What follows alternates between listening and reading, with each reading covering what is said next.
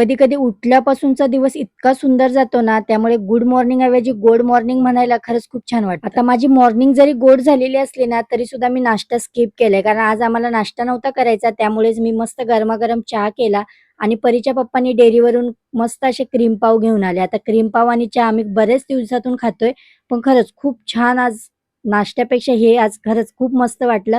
सोबत बाहेर क्लायमेट तर इतकं सुंदर झालंय ना, खूप सारा आभाळ आलंय. त्यामुळे ना आज कोणतंच काम करण्याऐवजी छान असं खिडकीत बसून ते क्लायमेट एन्जॉय करू वाटते. पण घरातली कामही पडली. आज पोरांना सुट्टी असल्यामुळे आमच्या घरी सकाळीच गर्दी लागली होती आणि सोबत आमचे हे साहेब आता काही नाचायला शिकले, तेही खानदेशी गाण्यावर. तुम्ही डान्स बघू शकता.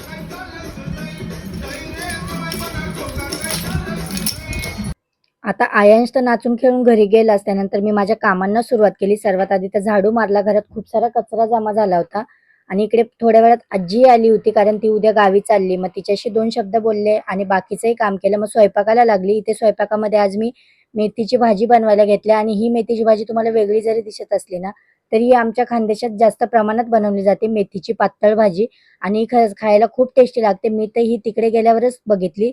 सोबत इकडे मी गरमागरम चपात्याही करून घेतल्या आणि ही मेथीची भाजी आणि चपाती परीला तर चुरून खायला आवडते, मग तिलाही ताट केलं. असं होतं आजचं माझं मॉर्निंग आणि गोड दिवस. तुम्हाला कसं वाटलं मला कमेंटमध्ये नक्कीच सांगा.